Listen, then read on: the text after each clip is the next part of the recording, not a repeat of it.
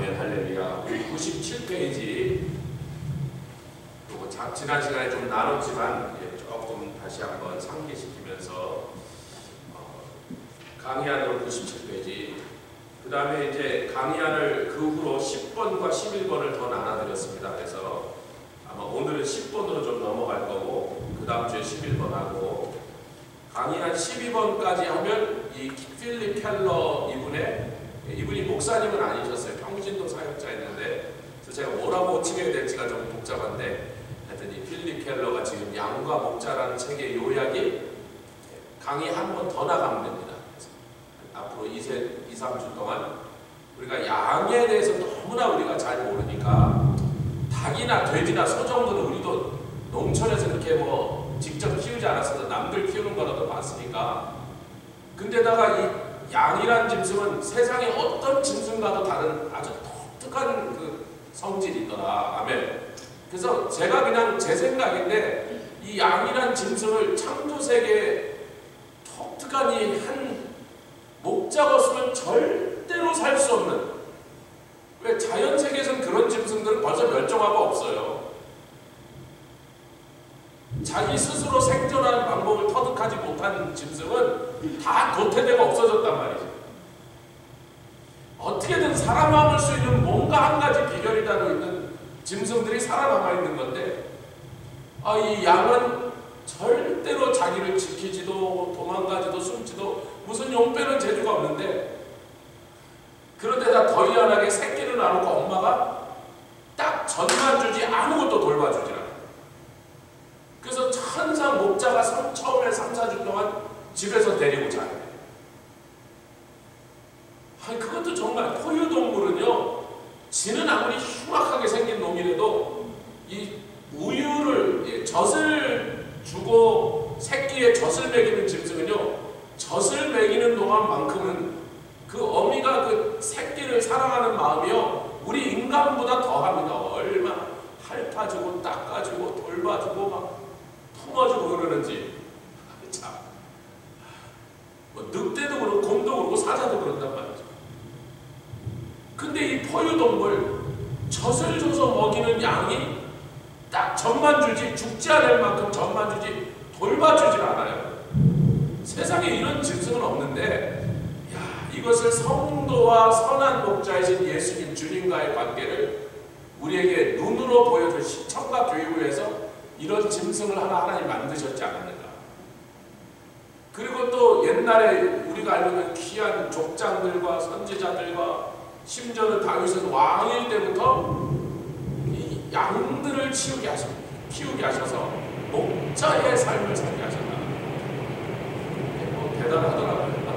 저 남쪽에 있는 허리케인이 와서 지금 플로리다를 치고 있는데, 그 영향으로 원래는 오늘 좀 시원해지려 했는데 허리케인 영향이 뜨거운 기운을 이쪽으로 밀어갖고 앞으로 하루 이틀은 아직도 좀 더울 것 같은데, 그래도 제가 이 시애틀 쪽에 있는 친구 목사님을 홍래기 목사님하고 통화할 일 통화하고, 그 다음에 더 이스터데이 목사님하고 또 통화하려고 전화했더니 오레곤도 113도까지 올라갔을 때 지난주에.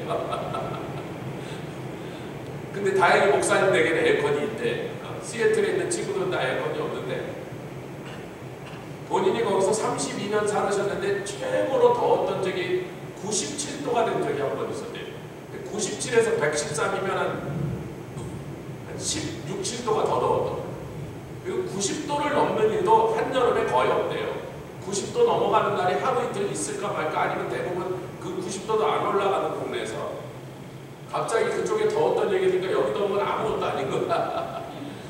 그리고 한국에 또 남부 지방에 물난리가 나서 상인들이 많이 재산을 잃고, 어떤 사람들은 생명을 잃기도 하고. 코로나라고 또 이 지원금이 얼마 전에 나와서 상인들이 그 지원금 받은 사람들이 나와서 돈을 좀 쓰겠다 해서 물건을 잔뜩 쟁여들였답니다. 아니, 코로나 지원금을 주지 말고 그냥 마음대로 다니라고 풀어놓으면 그런 지원금 필요 없는데, 하여튼 그러니까 이 달림이 계속 더 미워지는 거예요. 지금 그 얘기로 빠지고 우리 곤란하니까 얼마나 미운지.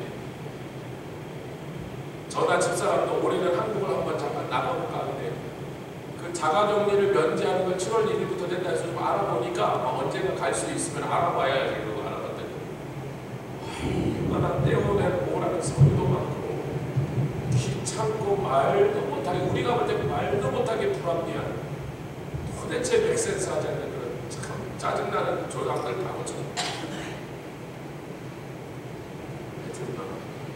가면 또 거기 벌어지는 꼴이 보기 싫어서 지금 막 자기론으로 많이 편찮으시다 그러고, 하여튼 그래서 나중에 봅시다. 갈만하면 또. 97페이지. 양이라는 짐승은 밤에 잠을 못 자면 살이 찌지 않고 또 특별히 젖을 짜야 되는데, 밤에 잠을 편안하게 자지 못하면 마음이 불안한 양들은 밤새 자지 못하면 전전긍긍. 그러니까 왜? 자기네는 지나다니는 대부분의 짐승이 자기를 사냥할 수 있는 절대적 약자니까 마음이 편치 않으면 잠을 못 자는 거예요. 조금만 바스락해도 놀래고. 당연하죠. 첫 번째, 양들이 잠을 못 자는 이유는 두려움이 없어야 잠을 못 잔다. 두려움이 있으면 잠을 못 잔다. 두려움이 없어야 잠을 자는데, 자기를 방어하지 못하고 천정이라다 꼼짝 못하니까 양의 입장에서는 뭐 돌아다니는 들에 있는 짐승이 다 못된 짐승이야. 여러분, 우리가 한국말 잘해 못된 짐승 나를 그러지만 성경에는 못된 짐승이라는 번역된 단어는 없습니다. 사실 우리가 찬송으로 그렇게 불러서 그렇지. 그러나 못된 짐승이 맞잖아요. 양의 입장에는 웬만한 짐승은 다 못된 짐승이죠. 살쾡이도 못된 짐승이고, 뭐 승냥이도 못된 짐승이고, 늑대, 뭐 오소리, 다 양을 잡아먹는 것들이고. 그래서 보니까 시편 4편과 8편 4장 8절에 다윗이, 이것도 다윗이 지은 시편이란 말이에요. 내가 평안히 눕고 자기도 하리니, 양 같은 자기의 심정을 표현하면서, 왜? 다윗은 십몇 년 동안을 도망자 생활을 했습니다. 사실 밤에 못 자고 전전긍긍하는 양의 그 모습이 딱 자기의 처지였단 말이에요. 사울을 피해서 도망다닌 날 어느 날 하루라도 편하게 잤겠어요. 빠스락 소리만 나면 그냥 놀래서 일어나야 되는 거죠. 조금만 이상한 기척이 있으면 벌써 나가서 살펴봐야 되는 거예요. 혹시 사울의 군대가 지금 쳐들어오지 않나. 그런데도 자기가 나를 안전하게 거하시는 오직 여호와시라, 그분을 믿고 그래도 그 위험한 상황에서도 불안한 가운데서도 평안히 눕고, 아멘, 그리고 잠을 잔다는 거예요. 그래서 시편에 보면 또 여호와께서 사랑하시는 자에게 잠을 주신다, 그 말씀이 맞는 거야. 제가 참 평생 감사하는 건요, 아무리 고민스럽고 걱정스럽고 복잡하고 속상한 일이 아무리 있어도요, 밤에 자는 거하고는 아무 상관없어요. 밤에 커피 한 잔 탁 마시고 자요. 원래 하나님이 그렇게 만들어 놓으신 거예요. 저는 예수 믿기 전에도 그랬어요. 그때는 뭐 내가 잘나서 그런 줄 알았지, 그래, 이게 하나님의 은혜인 줄 알았어요. 야, 내일 아침에 걱정하자, 뭐 오늘은 자고. 하나님의 은혜다. 두려워하는 마음은 하나님이 주신 것이 아니요. 아멘. 디모데후서 1장 7절. 절대로 하나님은 두려워하는 마음을 내게 주지 않겠다. 오히려 온전한 하나님의 사랑이 있으면 두려움을 내어쫓는데, 하나님의 사랑을 안다고 하면서도 자꾸 두려워하는 사람은 온전한 하나님의 사랑을 붙잡지 않은 사람, 그걸 제대로 충만히 체험하지 못한 사람이더라고요. 그 다음에 양은 이 떼 속에서, 헐드 속에서 자라는데, 어느 동물이나 마찬가지 양들도 이 하이와키, 이 상층 구조가 있다는 거예요. 그래서 그 양들이 순해 보이지만 들이받는데 어떻게 들이받냐면, 제일 우두머리인 양들이 심지어는 눕는 자리, 밥 먹는 순서까지도 우두머리부터 쫙 순서대로 그걸 먹을 수 있다는 거예요. 그걸 어기고 누가 들어오면 그냥 콱 들이받아 버린다는 거예요. 양이 제일 무서워하는 게 뭐라고요? 뒤집혀지는 거예요. 양이 제일 두려워하는 건 왜? 1시간 이내로 죽는다. 우리는 그 습성을 잘 몰랐기 때문에 뭐 뒤집어진다고 배수냐 도로 일어나는데, 또 양이 잘 못하기 때문에 완전히 뒤집어진 상태에서 자기 힘으로 못 일어나. 얼마 전에 이렇게 그냥 그 트는 게 아니라 이렇게 지나가는 유튜브에서 오리 농장을 하는 사람을 이렇게 보여주는 다큐멘터리가 있었는데, 이동을 시키면 몇 천 마리 이동을 시키면 중간중간에 그 엄마가 그 오리 농장인데 이제 자식이 지금 물려받는데 자식을 트레이닝 시키고 있어요. 야, 오리를 절로 몰아가는데 야, 뒤집어졌다 그러니까 가보니까 오리가 뒤집어졌더니 오리 새끼가 요만한 놈이 지 힘으로 다뤄 뒤집지를 못해. 뒤집어진 상태에 이렇게 하면 그 다음에 좀 지나면 이렇게 근육이나 이런 게 관절이 다 상해갖고 결국은 죽는답니다. 뒤집어져서 버둥거릴 때 빨리 가서 뒤집어줘야 되는데 그러니까 짐승 중에 그런 게 많은 거예요. 자기 힘으로는 다시 일어나지 못해요. 근데 양도 그렇고 오리도 그렇고 그 뒤집어진 상태에서 오래 지나면 죽는데 특히 양은 1시간 이내로 죽는 이유가 양은 이 위장이 여러 개 있단 말이죠. 되새김질하는 이제 제가 뭐 그림을 잘 못 그리겠지만 위장이 이렇게 여러 개가 있는데 이렇게 위장이 위로부터 이렇게 대가리가 이렇게 있으면 대가리같이 용서하고 보세요. 이게 뒤집어지면 여기에 있던 가스들이 이렇게 올라와서는 이 제일 위에 첫 번째 위는 이 위를 혹위라고 부른답니다. 혹처럼 생겼다고. 이 혹위로 여기서 있던 가스들이랑 연결해서 여기에다 모이는데 이 옆에 뭐가 있냐면 폐가 있다는 거죠.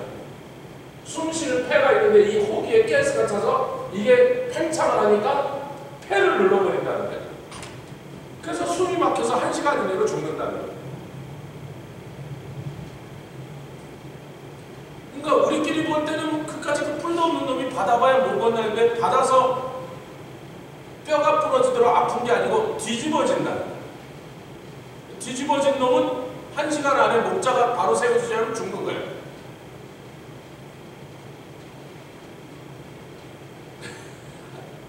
우리 몰랐으니까 그런 양의 그런 상태를 몰랐으니까. 하여튼 양이라는 놈은 손이 많이 가는 짐승이에요. 그런데 그 우두머리부터 이 서열 정리를 다 해줘야 되는데 자기네들끼리 계속 싸운다는 거예요. 서로 더 높은 자리에 올라가려고. 그런데 목자만 나타나면 희한하게 왜 모든 짐승이 그래도 이 중에 최고 우두머리는 목자다 이렇게 돼갖고 자기네들끼리 서열 싸움을 딱 그친답니다. 아멘. 그래서 이것은 주님과 우리 성도의 관계로 설명하니까 얼마나 이것도 딱 들어맞는지. 인간끼리는요 같이 하겠다. 인간은 죽을 때까지 도토리 키재기 한다. 목사들이 만나도 서로 누가 더 뭐 좋은 학교 나왔나 뭐 아니 그럴 때니까 누가 더 좋은 신학교 나왔나 이거 갖고 키재기 하고요. 성도가 몇 명 모이냐고 키재기 하고요. 그러니까 하여튼 인간은 죽을 때까지 서로 옆에 있는 사람보다 내가 좀 더 잘났다, 내가 좀 더 의롭다, 내가 좀 똑똑하다, 뭔가 하여튼 옆 사람보다 내가 낫다고 인정받고 싶은 그 도토리 키재기 근성이 있다. 그러니까 자꾸 싸우는 거야. 서로 내가 더 잘났다 그러니까 싸우죠. 자꾸 인정받으려고 그러고 칭찬받으려고 그러고. 그러니까 옆 사람을 자꾸 이렇게 눌러서 이 사람 별 볼일 없는 사람이라 하려고. 그래서 긍휼이 넘쳐야 되는 교회 안에 인간끼리 서로 자꾸 이렇게 이런 세상의 망할 구조, 지배하는 구조로 자꾸 교회를 그런 식으로 만들려고 그러니까. 제가 목사들끼리 근데 총회 가서 가관이게 꽉 누가 총회장 윗대가리를 하고 싶단 말이에요. 자기가 총회장 해야 되고 자기가 지방 이제 8월달에 총회가 열린대. 그러니까 7월달에 이제 지방에 총회 있다고 내려오라고 오늘인가 공문을 받았어요. 어젠가. 제가 지금 지방에 총회를 안 간 지가 7년인가 8년 됐는데 안 가는 이유는 자꾸 뭐 선배 목사님, 이준하 목사님도 다 그런 한동석들이 저보고 지방회장을 하라 그러니까 그래서 안 가는 거예요. 저는 그런 게 싫단 말이에요. 아니 무슨 자리를 맡으면 얼마나 책임이 많이 따라오니까 그 책임을 어떻게 그냥 모른 체 하겠냐 말이에요. 책임을 맡으면 열심히 해야 되는데 아니 같은 뉴저지나 뭐 이런 동네에 있는 것도 아니고 여러 번 말씀드렸습니다. 아 그런데 하고 싶다는 사람은 그렇게 많아. 내가 볼 땐 저 사람은 지방회장 할 만한 사람이 아닌데 자기가 해야 된다고 막 서로 하겠다 그래요. 제가 아이고 하고 싶다는 사람 시키지 말고 하고 하겠다는 사람이 그렇게 많은데 뭐 시킬 줬다고 하겠다는데 그렇게 해서 하겠다고 해서 시켜놓으면요 하지도 않아요. 일도 뭐 지방을 위해서는 아무것도 안 해. 그냥 명예직으로 이렇게 타이틀 만드는 거예요.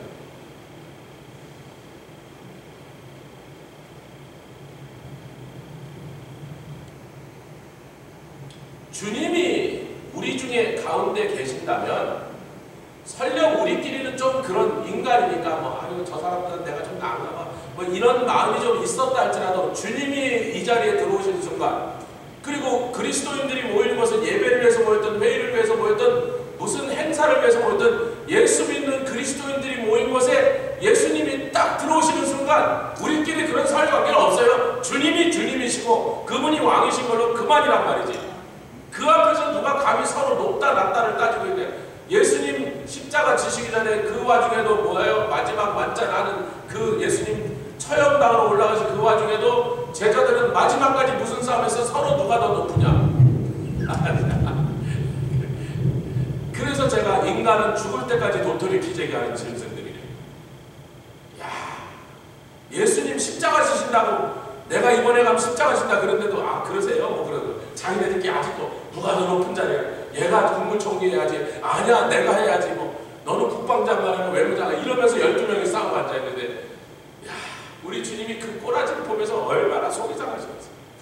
근데 그때만 그래 지금도 그런단 말이야. 다 총회장하고 싶대.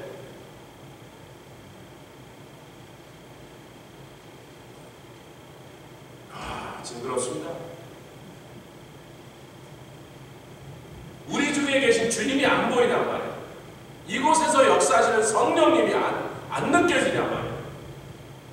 이게 다 사람의 일로 느껴지냔 말이에요. 사람끼리 모여서 의논하고 정하고 우두머리 뽑고 그 무슨 사람의 일을 하는 곳으로 하나님의 교회를 전락시켜버리니까 인간의 기관으로 타락해버리니까 거기에 주님이 안 계시는 것처럼 그러니까 나중에 진짜 주님이 역사 안 하신다는 거죠. 양이 밤에 못 자는 이유 두 번째는 뭐라고요? 자기끼리 서열 다툼하고 있으면 밤새 싸우고 있다는 거예요. 그럼 밤새 싸우더라고 하나도 편안히 잠을 못 자는 거예요. 깜방 같은 데 가면 그러잖아요. 그 8명쯤 앉아있는 깜방에도 감방장이 있고 순서대로 쫙 있어서 주로 전과가 많은 순서대로 더 높은 거야. 나쁜 짓을 많이 하는 놈일수록 그것도 무슨 자법이나 이런 거 말고 막 살인, 강도 이 정도나 돼야 거기서 야 너는 끝에 앉아있는 자식아 제일 나쁜 자리가 화장실 옆자리예요. 너는 화장실 옆 이렇게 야 하여튼 짐승이고 사람이고 모이면 이걸 서열 정리해요. 우리 주님이 계십니다. 이곳에 할렐루야. 인간끼리 누가 더 잘났냐면 이거는 별로 하나도 중요한 게 아니에요. 실제로 그 사람이 나보다 잘났어도 혹은 내가 남보다 더 나았어도 그게 하나도 중요한 게 아니란 말이에요. 주님이 계시는데 감히 누가 그 앞에서 서로 높다 낮다 이걸 따져봐야 돼요. 야 주님이 오셨다. 주님이 이곳에 계시다. 아멘. 주님이 이곳에 계시는데 우리끼리 이게 뭔 소용이냐 말이지. 그분 앞에 쫙 줄을 맞춰요. 세 번째는 이 맹수도 무섭지만 특히 이 짐승들 아주 미치도록 괴롭히는 게 진드기파리인데 여기는 없는데 쇠파리, 말파리, 진드기, 모기 그 외에 각종 기생충들인데 이 중에 최악은 코파리입니다. 코파리. 코를 통하여 콧구멍을 통하여 요만한 파리가 들어가는데 그걸 코파리라고 그러는데 그 코파리가 들어가서는 코 안에 있는 점막에다가 알을 가요. 그러면 그 속을 통해서 뇌로 들어가는데 이 알이 깨어나면 이 유충이 뇌를 향하여 계속 이렇게 전진을 해갖고는 굉장히 가깝잖아요. 여러분 코 뒤에 바로 뇌거든요. 그 구멍을 통해서 뚫려있기 때문에 유충이 조금만 파고 들어가면 그냥 바로 뇌로 들어가요. 그때가 되면 양들은 미친답니다. 그 고통이 얼마나 심한지 나무를 막 바위와 나무에다가 자기 머리를 가서 들이받고 그래서 머리가 깨져 죽고 그러는데 미치는 거예요. 미치는 거예요. 왜냐면 너무 아파서 그건 나중에 내 머리에 기름을 바르시고 하는데 그게 바로 코파리 때문에 뭐 쇠파리, 말파리 이거는 막 이런 데다 이렇게 피를 빠는 건데 몸에서 피를 빠는 건데 진드기도 몸에서 피를 빠는 것들인데 코파리는 코 속으로 유충이 뚫고 들어가서 그 안에 들어가서 알을 낳는다는 거예요. 코 안에다가. 거기서 알이 깨어나면 그 다음부터 바로 브레인을 향하여 들어가는데 그 소프트한 티슈밖에 없기 때문에 뚫고 들어간다는 거예요. 이 브레인 안에 그 벌레가 들어가서 움직이니 얼마나 아픈지 양이 막 그냥 멀쩡하던 양이 막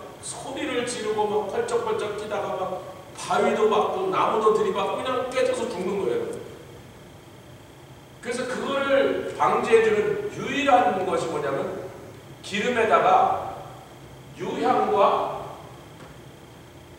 타르. 그 다음에 지방마다 조금씩 다른데 현대는 케미칼 약을 좀 섞는데 옛날엔 여기다 이제 다른 약품들을 섞어서 이 독한 향에서 나는 냄새가 그 벌레들이 싫어하는 냄새가 나게 해서 양에게는 전혀 해롭지 않은데 그 벌레들이 그 냄새를 싫어해서 근처에 오지 않도록 해서 코끝에도 발라주지만 코는 또 예민해서 너무 많이 바르면 안 돼서 이마에다 많이 발라놓으면 코는 직접 일로 가까이 오기보다 조금 바르지만 이 코는 이게 촉촉한 코가 촉촉해야 되기 때문에 많이 못 바른다는 거예요. 독한 약이기 때문에.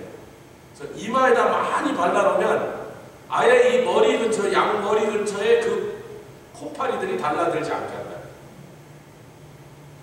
그러니까 이 기생충이나 이런 진드기 이런 것들이 들러붙지 않았는지를 아침 저녁으로 점검을 해줘야 됩니다.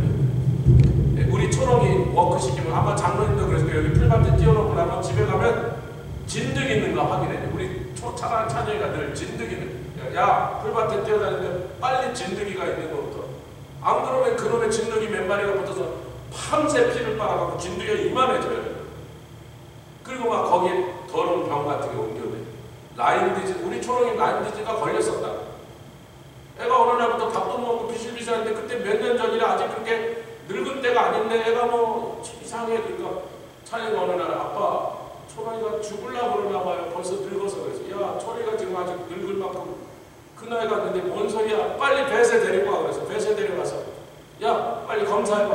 혈액 검사 딱 하니까 라임 디지즈. 라임 디지즈 뭘로 옮겼어? 진드기 옮겼어. 사슴이 많으니까. 그러니까 아니 우리 집에 사는 짐승이가 식구 같은데 그 진드기에 통해서 그런 더러운 병균이 들어와서 그 여러분 라임 디지즈가 심해지면 다행히 금방 치료하고 나았어요. 엔티바이오틱 먹고 조금 지나면 금방 낫더라고요. 다시 밥도 먹고 뛰어다니고 한 달 고생했나? 약 먹고 2, 3주 지나면 낫더라고요. 근데 그 시기를 놓치면 그 다음에 막 온 관절 하나하나가 다 쑤시고 제대로 걷지도 못하게 되는. 그러니까 양이 그런 것에 진드기나 여러 가지 기생충들이 붙어있지 않는지를 수없이 살펴야 되는데 사랑하는 성도 여러분, 초롱이 털은 그래도 스트레이트 헤어인데 양은 뭐가 힘들어요? 곱슬털이. 그냥 놔둬도 빠마했단 말이지 이것들은요. 그러니까 그냥 봐서 잘 보이지도 않아서 어떻게 해야 돼요? 세심하게 털을 들쳐가면서 진짜 한 마리 한 마디를 그 몸의 구석구석을 살펴줘야 그 진드기를 찾아낸다. 빨리 하면 합시다. 그러니까 그 양의 수고가 어떠냐 말이야. 그러니까 우리 주님이 우리 상태를 영과 혼과 육, 구석구석, 관계까지, 가정까지, 자녀까지, 우리가 하는 사업까지, 근심 걱정까지 다 세심하게 살피셔야 우리가 밤에 평안히 잔단 말이에요. 제가 이제 자는 자리가 이렇게 얇은 자리를 이렇게 두세 개니까 제가 침대를 못 쓰는 게 매트리스 꿀렁거리면 제가 못 자니까 허리가 아파서 저는 매트리스에서 못 잔 지가 오래됐죠. 한 30년 넘었는데 근데 이게 좀 자다가 이렇게 뒤척거리다 보면 이렇게 얇은 걸 여러 번 빼놓으니까 이게 좀 이렇게 울어요. 그럼 아침에 일어나면 어떨 때는 그 좀 이렇게 이불 밑에 깔린 이불이 좀 접쳐 있으면 자고 일어났는데 거기가 배경가 또 아침에 그 보면 이제 이렇게 좀 접혀 있는 거 이렇게 좀 요만큼 튀어나오는데 아니 별것도 아닌데 그 밤새 그냥 잤는데 계속 불편했는데 그냥 피곤하니까 그냥 잔 거야. 어쨌든 이제 자다 깨보면 그렇게 돼서 이렇게 좀 피고 자면 되지만 사람이 뭐 한 가지 마다하는 게 있으면요 자기는 잤는데 편하게 못 잔 거야. 근데 인간은 자기가 일어나서 그러니까 이불이 자기가 쭉 당기고 도로 자면 되지만 양은 그걸 할 수 있는 능력이 없는데 우리 주님이 우리를 영적으로 케어할 때 보면 우리 성도들도 자기 문제를 해결할 능력이 거의 없다는 거지. 그냥 괴로워하고 그냥 걱정하고 그냥 힘들어하고 이러면서 잔다고 자는 게 아니고 그래야 살찌지 못하니까 우리 주님이 아침 저녁으로 그것을 살펴주신다. 할렐루야. 이마에 기름 바른 얘기도 무슨 파리? 쇠파리 말파리는 이만해. 여러분 쇠파리 말파리가 거의 잠자리만 해요. 저 우리가 페이스 렌치에서 말파리를 처음 봤는데 이만해. 이놈이 그 두꺼운 말가죽이 이만큼 두꺼운데 그걸 뚫고 들어가서 피를 빨아먹는 거예요, 여러분. 말가죽이 이렇게 두꺼워요, 여러분. 탁 때려도 하나도 안 아프대요. 저거 때려보래요. 탁 때리는데 하나도 안 아프고. 근데 이렇게 두꺼운 말가죽을 뚫고 들어가서 피를 빨아먹는 놈이니 그게 말파리예요. 소에 붙은 놈은 쇠파리고. 근데 양한테는 쇠파리, 말파리도 붙지만 제일 무서운 놈이 무슨 파리라고? 코파리. 아니, 코파리. 코 속으로 들어간 요 진작 무서운 놈 그놈이라는 거예요. 근데 그 코파리를 쫓아내는 방법은 머리에 기름을 바르는 거예요. 이제 이런 향이 나는, 독한 냄새가 나는, 향이 나는, 그리고 짐승에게는 해롭지 않으나 벌레들은 싫어하는 향이 나는 이것을 발라준다는 거예요. 당연하게도 양도 어느 짐승이나 마찬가지로 사람도 마찬가지로 배고프면 잠을 못 잔다. 배부르게 먹지 못하면 잠을 못 잔다. 이제 98페이지. 근데 깜짝 놀라게 우리가 생각하는 것은 풀이 많은 지역에 가서 양들이 많이 클 거라는데, 풀이 많은 건 좋으나 고온한 것도 좋은데 다습한 거, 습기가 많은 데서 양을 못 산다. 굉장히 그 습한 데서 여러 가지 전염병들이 양을 죽여서 살 수는 있는 것 같지만 이렇게 때가 잘 자라도록, 그러니까 양을 키우는 목축업을 하는 사람들은 건조한 지역으로 간다는 거예요. 그래서 보니까 맞아, 건조한 지역에서 양들을 더 많이 키워요. 근데 건조한 지역으로 와서 병을 안 걸리게 하는 건 좋은데 한 가지 문제가 뭐죠? 풀이 그렇게 풍성하고 어디나 흔하게 있지 않다는. 다습한 데 가면 사방에 풀인데 피츠버그 여기다 양 키우면 너무나 좋지. 아이고, 우리 잔디 깎으라 그러는데요. 양 서너 마리가 풀어놓는데. 그런데 여기는 습하단 말이에요. 양들한테 안 좋은 기후 조건이란 말이죠. 그래서 그것을 해결하기 위해서는 딱 한 가지, 목자가 부지런할 수밖에 없다. 아멘. 양에게 좋은 조건을 찾아서 건조한 지역에 데려간 건 좋으나 그 반면에 한 가지 단점은 풀이 아무데나 있지 않다는 거예요. 그리고 더우니까, 건조하고 더우니까 풀이 났다가 한두 달만 되면 싹 죽어 없어지고 끝나버리는 거예요. 그러니까 또 다른 곳에 풀이 어디 있는지를 잘 알고 있어야 되고, 몇 월 달쯤 되면 무슨 풀이 자라고 또 그거 끝나면 어디로 가야 이동해야, 이것을 목자는 항상 계산을 하고 있어요. 사람이 걱정 중에서도 제일 많은 걱정이 뭐죠? 뭘 먹고 살까? 이거는 세계 공통적인 언어 표현입니다. 뭐 먹고 살까? 뭐 먹고 살까? 그러니까 우리도 양이 맞아. 뭐 먹고 살까 평생 걱정해야 되는 거예요. 아멘 합시다. 물론 에덴 동산에 쫓겨난 우리 그 상황을 우리가 알죠. 에덴 동산의 범죄함으로 인하여 하나님께서 그 저주가 평생 뭐 먹고 살까 걱정하게 살게 만들어. 그렇잖아. 한국말만 그런 게 아니에요. 중국말, 일본말, 독일말, 불란서말 전부 뭐 먹고 살까 걱정하는 그 표현이 언어 속에, 습관 속에 수없이 나와 있다. 인류는 뭐 먹고 사느냐 그 걱정에 살았어요. 제가 성공의 신부 중에 수학자였다는 멜더스라는 사람 얘기를, 타마스 멜더스라는 사람 얘기를, 멜더스 트랩, 멜더스의 올무다, 영어로 하면 멜더스입니다. M-E-L-T-H-S. 이 사람이 성공의 신부였지만 또 수학자가 돼서, 이 사람이 인류는 늘 식량 부족으로 인하여 인구가 늘지 못했다. 인구가 좀 늘어갖고 식량이 부족하게 되면 천상 전쟁이 일어났단 말이에요. 먹을 게 부족하니까 서로 싸워서 죽여갖고 뺏어갖고, 그러다 보니까 인구가 줄으니까 도로 식량이 맞춰지더라 이거예요. 이거는 지금 8,000년 만년 동안 계속해온다. 이게 이 사람의 주장이에요. 그 멜더스 트랩, 이 함정, 올무라고 하는 트랩이라고 불러요. 이거 학자들이 멜더스 트랩, 이 사람이 처음 주장한 학설. 그러니까 맨날 식량이 부족했다 이거예요. 인구가 더 못 늘어난 이유는 식량이 부족하니까, 식량이 부족할 때는 서로 싸워서 죽이다 보니까 몇백만 명씩 없어지니까 그 다음에 인구가 줄어서 저절로 식량이 부족하지 않게 돼갖고 지나갔다 이거예요.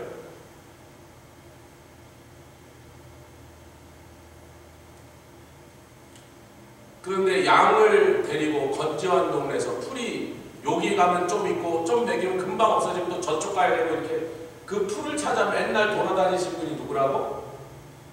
아멘. 양들은 못 찾아요. 풀 찾아 헤매다 길거리에서 기진에 썰어 죽게 돼요.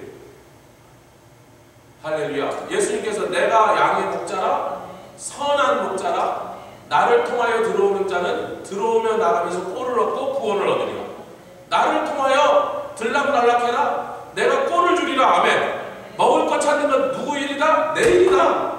만나를 공급하는 건 나의 일이다. 아니 그곳에서 한 걸음 더 나가서 우리가 이제 성찬 때 나누는 거예요. 예수님 자신이 생명의 떡이다. 아멘. 예수님의 피가 참된 음료다. 나를 먹어라 나를 마셔라. 뭐 하여튼 어감은 굉장히 이상하지만 성찬은 그 어떻게 보면 그것의 최고봉을 나타내는 거죠. 꼴을 찾아주신다 해서 한 단계 더 나가서 그냥 나를 먹어라. 내 살을 먹고 내 피를 마셔라. 부족함이 없습니다. 매일매일 그분이 음식을 우리의 필요한 양식을 채워주신다. 예수를 믿고 구원받았는데도 이 먹고 사는 걱정을 못 벗어났다는 건요 정말 연구 대상 케이스예요. 자, 그럼 먹고 사는 게 쉽다라는 얘기로 또 제가 말하는 거 아니에요. 먹고 사는 거 어려워요. 제가 말씀드렸죠. 우리가 찬영이랑 조아라를 18살 넘은 다음부터 야 나가서 이래 서브웨이 가서 미니멈 웨이지 받으면서 그때 한 얼마 받았는지 7불인가 7불 20전인가 25전인가 7불 50전인가 서브웨이 처음 가서 미니멈 웨이지 뭐 8불인가 되게 좋아요. 그 와중에 뭐 잘난 세금 떼고 못 떼고 못 떼고 하니까 일주일에 가서 한 3, 4일 가갖고 몇 시간 지냈는데 뭐 집에 들고 올 때는 100불도 못 떼게 되고. 근데도 왜 내보낸 줄 아세요? 사람이 땀을 흘려야 일한다는 법칙. 돈 1불 벌기가 얼마나 힘든지 그 1불을 번다는 게 얼마나 많은 수고와 스트레스를 받으면서 일해야 되는지 이 세상 모든 인간이 다 같이 배워야 되는 법칙을 가르치기 위해서 제가 일을 보낸 거예요. 그리고 뭐 벌어오나 마나 그거 뭐 아무데나 못하면 안 돼. 먹고 사는 게 쉽다고 제가 말한 게 아닙니다. 열심히 나가 일해야 되는 것도 중요한 사실입니다. 다음에 나가서 일해야 된다는 거예요. 그러나 먹고 무엇을 먹을까 무엇을 입을까 먹고 사는 것을 염려하는 일은 주께 맡기라. 아멘. 이것이 세 가지 다른 일이라는 거예요. 먹고 사는 게 힘들어. 나가서 일을 할 수 있다는 게 얼마나 행복인지 몰라. 건강하니까 일을 할 수 있고 누가 기회를 주니까 일을 할 수 있는 거예요. 그리고 힘이 있으면 나가서 꼼짝이라도 어떻게라도 내가 일을 해야 돼. 그러나 먹고 사는 걱정은 주께 맡겨버립시다. 할렐루야. 이미 그건 주님의 몫이란 말이에요.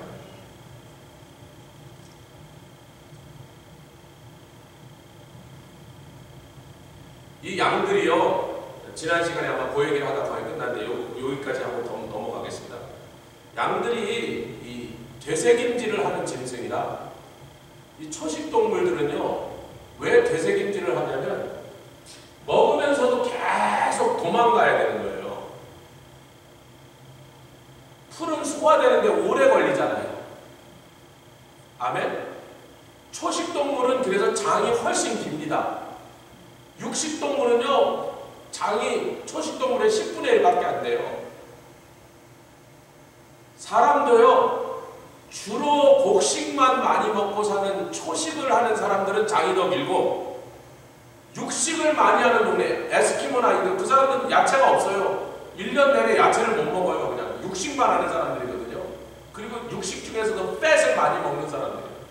그 사람들은 나중에 이게 점점 이게 세월이 흐를수록 장이 점점 짧아진다. 육식만 하면 길게 뱃속에 놔둘 일이 없는 거예요. 이 채소는 오래 장의 활동을 통해서 영양분을 뽑아내기 때문에 몸속에 오래 있단 말이에요. 그래서 장을 돌아 나오는데 오래 걸리게 만드는 거죠. 그런데 천천히 소화를 해야 되는 풀만 먹는데 멍청하니 그곳에서 계속 뜯어먹고는 소화시킨다고 어성거리다가 뭐한테 당해요? 늑대한테 당하니까 소화는 나중에 시켜라. 언제 시켜라? 밤에 시켜라. 뭘로 통해서? 되새김질의 활동을 통해서. 빨리 아멘합시다. 이걸 여러분 이해하셔야 돼요. 그래서 모든 초식동물들은 되새김질을 하는데, 되새김질을 할 수 있는 구조로 하나님이 만들어 놓으신 것은 풀이 있으면 빨리 뜯고 소화는 언제 시켜라? 나중에 시켜라요. 안전한 데 가서 편안하게 앉아갖고 다시 꺼내갖고, 저기 풀은 저쪽에서 뜯었는데 몇 킬로 떨어진 데 앉아갖고 다시 씻고 있단 말이야. 뭐 하고 있는 거예요? 이제 안전한 데 왔으니까 천천히 다시 꺼내서 다시, 왜냐면 굉장히 많은 위장에서 이 수없는 이 활동을 해야 위장이 수축하고 늘어나면서 효소를 섞고 막 분쇄하고 이거를 엄청나게 많이 해야 풀 속에 있는 영양분을 뽑아내는 게 그렇게 어렵단 말이에요. 오래 걸린단 말이에요. 기름진 음식은요, 먹으면 좀 몇 시간 지나면 다 나와요, 벌써. 기름지니까. 풀은 그렇게 안 나온단 말이에요. 그러니까 100% 풀만 먹는 짐승들은 이게 몇 번의 되새김질을 해야 돼서, 그 되새김질을 하는 시간이 언제냐면 저녁에 편안한 시간. 우리에 들어가서. 지가 편안하다고 느끼면 이제 그걸 꺼내서 되새김질 하거든요. 언제 살찐다? 낮에 살찌는 게 아니라 밤에 되새김질하면서 살이 찌는 거. 그때 영양분이 붙는 거예요. 근데 낮에 충분한 양을 풀을 구하지 못해서 배가 충분히 채워지지 못한 양은 되새김질을 할 게 없이 계속 새로운 풀을 찾아서 이동을 해야 됩니다. 그러니까 좋은 목자가 풍성한 꿀을 항상 떨어지지 않도록 공급해주는 그런 환경이 아니고, 싹군 목자가 그냥 대충 풀어놓고 니네끼리 알아서 먹으라 그러고 지는 저희 가서 연애하고 앉아있으면 양은 제대로 풍성히 먹지 못했는데, 그러면 할 수 없이 되새김질도 하지 못한 상태에서 계속 이동을 해서 풀을 찾으러 지가 막 돌아다녀야 되는 거예요. 그럼 무슨 일이 벌어지죠? 되새김질은 되새김질대로 제대로 못해갖고 이미 삼킨 그 풀의 양분을 효과적으로 뽑아내줍니다. 그 안에 만약에 자기가 뽑아낼 수 있는, 자기가 삼킨 풀이 잘 소화해서 편안하게 되새김질을 잘해서 그 풀 프로세스를 지나가면, 예를 들면 2000칼로리를 뽑아낼 수 있는 양분을 먹었어도 1000칼로리도 뽑아내지 못하고 배설돼 버리는 거예요. 두 번째는 그 와중에 또 꿀을 찾으러 자꾸 걸어가니까 칼로리를 그 1000칼로리밖에, 편안하게 되새김질하는 놈이라면 2000칼로리를 뽑았을 양을 먹었지만 무슨 걱정? 빨리 다음 풀을 찾으러 자기는 가야 되는 거야. 그러니까 되새김질을 하면서도 제대로 못해서 열량의 절반을 그냥 웨이스트 해버리고, 그나마 조금 먹은 그 열량을 다음 꿀을 찾으러 돌아다니느라고 또 소비를 해야 되는 거예요. 그러니까 좋은 목자, 선한 목자가 양들이 꿀을 찾을 염려를 없이 여기서 먹으면 또 다음 때로 탁 데리고 가고 또 다음 때로 데려가서 양의 사이칼로지가 다음에 꿀을 언제 먹을까 염려하지 않는 양은 어떻게 한다?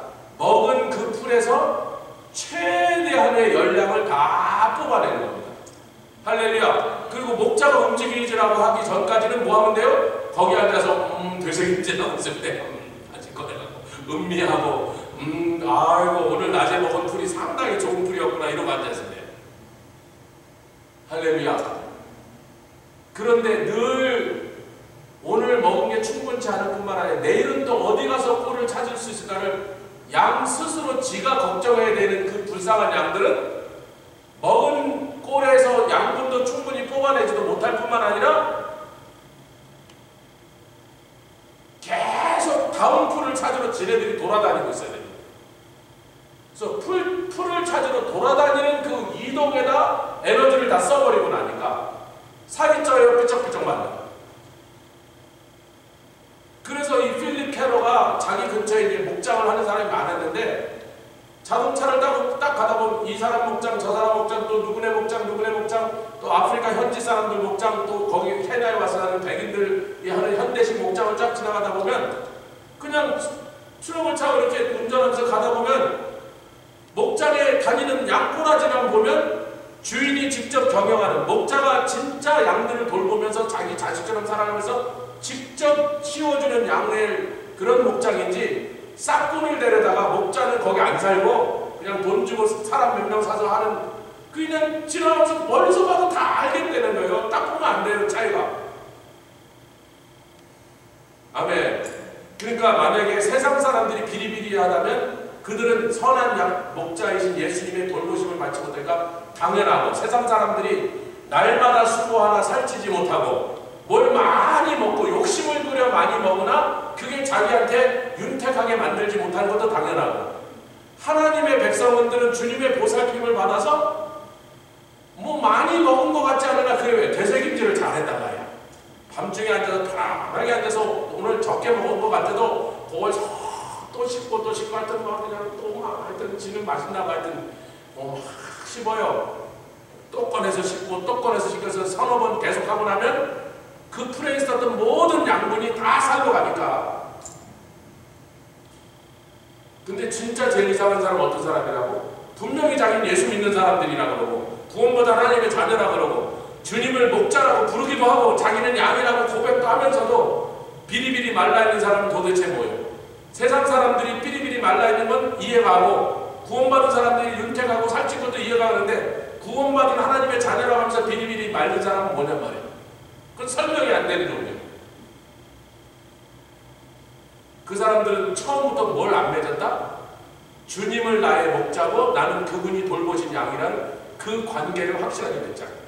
그 관계를 맺는 순간 목자는 그 양을 위하여 목숨을 버립니다. 그 양을 살찌게 하는 일에 목자는 그 생각밖에 안 해요. 주님과 그런 관계가 됐다면 성도가 비리비리할 수가 있다 없다? 없다는 겁니다, 여러분. 지금 이 가르침의 핵심은 그럴 수가 없다는 거예요. 근데 교회 가보면 그런 사람들이 수두룩빽빽 하더라고요. 자기는 크리스천이라는데 비리비리 말라서 뭘 많이 주워 먹는데 살이 하나도 안 쪄. 맨날 성경도 배우고 하나님의 말씀을 듣지만 영적으로만 이렇게 그냥 시곤죽도 못 먹는 떼꾸차기처럼 말라갖고 비리비리하고 앉아있단 말이에요. 그 원인을 여러 가지로 우리가 분석할 수 있지만 그렇게 분석하지 말고 이 필리 켈러의 주장대로라면 저희도 우리 요한복음 10장을 통해서 나는 양의 목자라 선한 목자라 할렐루야, 양을 위하여 내 목숨을 버리는 선한 목자라고 말씀하신 주님과 그분과 진정으로 목자와 그분에 속한 양의 관계를 맺는다면 그런 일은 발생하지 않는다. 현대교회는 그런 사람들이 더 많이 앉아있어요. 입술로는 하나님을 사랑한다고 말하잖아. 에스겔의 표현대로라면 에스겔을 통해서 하신 말씀은 입술로는 하나님을 나를 사랑한다 말하다. 그의 마음으로는 뭘 쫓습니다? 이득을 위한 욕심을 쫓습니다. 에스겔서를 통하여 주십니다. 현대교회는 그런 사람들이 더 많이 앉아요. 무늬만 크리스천, 껍데기만 성경 끼고 왔다 갔다 하는 것. 주님과의 관계는 그런 관계를 맺자. 자, 이제 99페이지에 이거 물에 대한 것입니다. 물. 왜냐하면 밤에는 잠자지 못한 4가지 조건인데 낮에는요 꼴보다 더 크리티컬한 게 물이야. 왜? 꼴은 하루 이틀 못 먹어도 양이 바로 그냥 말라 들어가진 않죠. 이미 먹은 것으로 비축해 놓은 게 있는데 이 물은 하루 이틀 시원한 좋은 물을 찾아주지 않으면 양은 하루 이틀이면 죽어버리니까 낮에 뜨거운 태양이 떠오르고 굉장히 더운 곳이 아닙니까? 특히 이 시편 23편에 배경되는 팔레스타인 땅은 굉장히 더운 곳이니까 우리 화씨로 치면 130도까지 올라가는 곳이거든요. 낮에. 한낮의 기온이. 그러니까 낮에 해 진짜 사람이 죽고 밤에 달에 추운 기온에 사람이 얼어 죽는 곳이에요. 정말로 그런 것이거든요. 이게 시적인 표현이 아니라 팔레스타인 땅은 그렇게 낮에는 뜨거워서 사람이 타 죽고 밤에는 추워서 얼어 죽는 곳이라고. 그러니까 그렇게 뜨거운 태양이 막 찌는데 서너 시간 물을 못 마시게 하면 양은 죽는 거란 말이에요. 그러니까 낮에는 물을 찾아주는 것이 목자에게 훨씬 중요한 일이야. 근데 이렇게 다니다 보면 이렇게 우기 때 비가 많이 왔다가 흐르기도 하고 보이기도 했지만 건기가 되면 이 물이 다 증발하고 없어지고 짐승들이 와서 마시고 그러니까 물이 쫄아들어서 어떤 데는 강도 없어져 버리고 강바닥 군데군데 물웅덩이가 이렇게 있는 거예요. 여러분 그런 걸 팔레스타인 걸어다니면서 보셨죠? 강바닥 중간중간에 다 말라버리고 강이 흐르는 강이 아니라 이제 다 말라가고 강바닥에 아직도 물이 좀 많이 있었던 곳에 이렇게 군데군데 웅덩이들인데 그게 문제 두 가지입니다. 그 웅덩이에 초식동물이 물을 먹으러 내려오는 것을 누가 기다리고 있어요? 그 초식동물을 먹고 살아야 되는 육식동물이 왜? 진원들이 어디 가서 숨어있던 어느 바위 위에 산골짜기에 올라가 있던 하루에 한두 번 어디에 안 오고 못 베겨? 물엉덩이에 안 오고 못 베기는 거예요. 그러니까 거기서 기다리고 있는 거야. 그걸 찾으러 사냥하러 돌아다니면 자기가 죽어요. 자기가 약물을 계속 소모하고 돌아다녀야 되니까 지치니까. 그러니까 물엉덩이 근처에 이렇게 컴컴한 이 바위 밑 같은 데 다 맹수들이 기다리고 있는 거예요.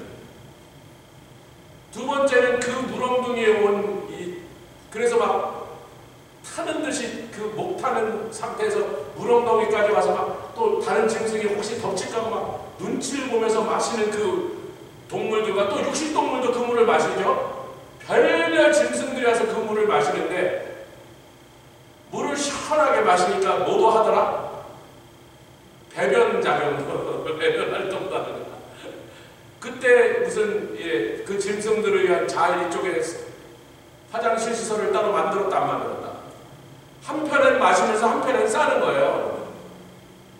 무슨 얘기인지 아시겠어요? 그러니까 그 물웅덩이가 조금 지나서 점점 물이 쫄아들고 나중에 뭐 요만한 웅덩이로 변했을 때 그래도 그 물을 마셔야 되는데 그 물에 이제 그 몇 달 동안 수없이 온 짐승들이 싼 똥들이 오줌들이 그 웅덩이에 다 섞여 들어가서 거기다 직접 싼 놈도 있고 거기에는 온갖 종류의 벌레와 기생충이 거기서 살아요. 그 물을 마시면 이제 양 속에 그 기생충들이 들어가서 막 사방에 막 상상하기도 끔찍한 그런 일들이 막 몸 안에 그 기생충들이 들어가서 이 안에다 막 지렁이 같은 게 막 피부 속에서 막 자라고 그 양이 죽는 거예요. 건강하게 살지. 그런데 야생 짐승들은 방법이 없어. 그걸 마시는 수밖에 없는 거예요. 야생 짐승들은. 근데 현명하고 양을 사랑하는 목자라면 그런 웅덩이로 데려가지 않는다. 그런데 그런 웅덩이 말고는 물을 마시게 할 수 있는 것이 참 드물고 거의 남아있지 않는 그 정도. 이제 건기가 오래돼서 아직 우기가 올라면 아직도 몇 주 남았지만 이제 건기가 몇 달이 진행돼서 그런 웅덩이조차 찾기 쉽지 않은 곳이 됐을 때 목자는 뭘 알고 있어야 돼? 이 정도까지 땅이 말라도 아직도 흐르고 있는 시냇물이 어딘지를 알고 있어요. 빨리 알아봅시다. 그래서 양들이 막 고통스러워하고 안 가려고 그래도 왜 피곤하고 덥고 괴로우니까 그 웅덩이 물을 마시려고 하는데도 양은 막대기로 때려서라도 그 웅덩이 물을 못 마시게 하고 당장은 갈증이 해결되니까 당장 몇 시간은 양은 그게 더 나은 거죠. 이 뜨거운 땡볕에 그 시냇물을 따라서 몇 킬로를 이동해 간다는 것이 양한테 굉장히 괴로운 일이고 그러니까 싫어하는 일이 되었는데 목자는 막대기를 때리면서 몰아갖고 시냇물로 왜? 흐르는 물에는 그런 기생충이 사라집니다. 빨리 아멘 합시다. 그래서 예수님께서 요한복음 7장 37절에 이미 우리가 나눈 대로 명절 끝날 곧 큰 날에 말씀하시기를 누구든지 목마르거든 내게로 와서 마시라. 사실 여기 마시다라는 말은 헬라어로 피노라는 단어인데 직역하면 마시다라고 번역되지만 그 외에 또 흡수하다, 섭취하다 혹은 사상 같은 것에 동화하다. 그러니까 육적으로 이렇게 실제로의 물을 H2O를 마시는 것도 의미하지만 피노라는 헬라 단어는 정신적으로 지적인 활동으로는 누군가의 가르침에 교화되다라고도 쓸 수 있는 단어라는 거예요. 그래서 예수님이 나에게 와서 마시라 그러신 다음에 그 다음에 뭐라 그러시죠? 너희는 내게로 와서 나의 사상을 배우라. 그렇게 그러니까 물을 마셔라 그렇게도 우리는 그렇게만 직역을 했는데 물을 직역을 했는데 또 이스라엘에서 살고 있는 사람들 정말 그 물이 그렇게 절실한 것이니까 사마리아 수가성 여인이 그 물 때문에 그렇게 고통을 받았으니까 그렇게 직역하는 게 맞아요. 그렇게 번역한 게 잘못됐다는 게 아니야. 직역하면 그 뜻이죠. 물 마셨다는 거예요. 그러나 그것이 넓게 쓰일 때는 다른 의미로도 얼마든지 해석될 수 있는 단어인데 뭐냐면 예수님이 내게 와서 배우라. 세상이 가르친 것과 같지 않은 천국의 가르침을 내가 너에게 가르칠 테니까 너는 그것을 흡수해라. 아멘. 그 천국의 그 가르침에 동화되라. 그러니까 수고하고 무거운 짐진 자들아 다 내게로 오라. 내가 너희를 쉬게 하리니 나는 마음이 온유하고 겸손히 나의 명예를 메고 배불리 먹고 가라 그래갖고 나에게 배우라. 아멘. 온유하고 겸손함을 배우라. 인생의 딜레마가 뭐냐? 100페이지로 넘어왔습니다. 자신의 갈급함을 과연 무엇으로 채워서 만족시킬 수 있는지를 모른다는 거예요. 여러분